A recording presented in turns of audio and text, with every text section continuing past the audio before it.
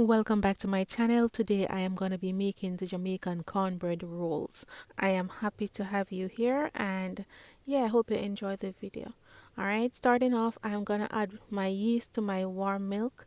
I am adding 2 packages of yeast. I will put the equivalent of teaspoon in the description box. I'm going to set this aside to activate, but before I do that, I'm going to add some sugar because the sugar will help the yeast to activate quicker.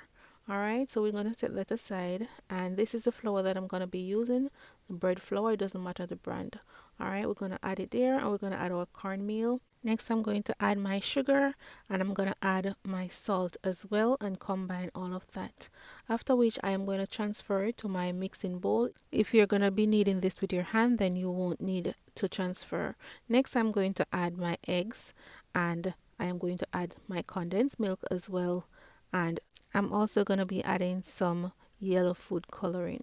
Alright, now my yeast is now activated, and we're going to add this as well. So now we're going to mix this up, but we're going to start off really slow because we have all our ingredients in there and we don't want it to splash over the place. So it may seem like it's going fast, but that's just because I sped up the video. Alright, now I'm adding my butter, and we're going to allow this to mix for at least 10 minutes. Alright, if your mixer needs to take a rest, you can just turn it off for 5 minutes, after 5 minutes, and then you turn it on back for the other 5 minutes. So now my dough is ready. I'm going to transfer it to a grease bowl because we're going to set this to rest. Always set your dough to rest. It's easier and manageable. Alright, after you set it to rest. So I'm going to cover it with a film wrap, and then I am going to put a kitchen towel over the film wrap. Alright, so we're gonna let it set for about 20 minutes, and then we're gonna come back, and it's gonna be so easy to manage. So the whole reason for greasing this is so that it doesn't stick to the bowl and it doesn't stick to the top of the film wrap when you cover it. Alright, so when you're done, it's gonna be easy to be removed from the container. So that's the whole reason. So you don't need a whole bunch of oil, just a little bit to grease it. Alright, so we just cover it and let this set for 20 minutes. So while this is setting, we're going to go ahead and clean our surface because we're going to be working on our counter, or you can use a cutting board if you wish. As you can see, the dough is nice and smooth and manageable. It's not sticking to my hands anymore because it's well set.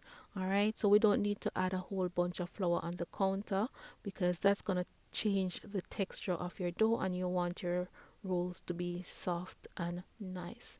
Alright, as you guys know already, I am not good with measurement and size, so if you want to be perfect and weigh them so that they can be the same size, go ahead and do that. You can just roll them up in a bowl and put them in your grease pan. I have mine lined with parchment paper, but I'm gonna roll these out so that they can have like a bit of height when they're done. But you don't have to go through all of this process, but in case you want it to kind of have a little height, you can do this method. Alright, so I'm gonna be doing some like this, and I'm just gonna be doing some like regular rolls. So as you can see here, I went ahead and cover the rest of my rolls, and I just take them out one by one and work with them because you don't want to have air touching them. All right, you want to keep them as warm as possible so that your yeast can stay safe. So while I place them in my baking pan, I place them like half inch or an inch apart from each other because we're going to set them to rise for 1 hour. All right, so we cover them again with plastic wrap, and I'm going to put the kitchen towel over it, and we're going to leave them to rise. So after 1 hour, this is what they look like. They have doubled in size, and we are going to add some butter on the top before popping them in the oven. I like when my rolls are buttery and nice and hot out of the oven. If you don't want any butter, you can just add some egg wash and put it on the top, and then pop them in your oven. I bake these for 30 minutes at 350 degrees, and here they are. They are out and they're nice, and I'm giving them my last set of butter on the top, and they are ready to be eaten. All right, so I love mine with milk and cheese. That's how I used to eat it. That's how I used to eat mine, and look at it, it's really soft, it's nice and hot, and yeah, this is a best time to eat it.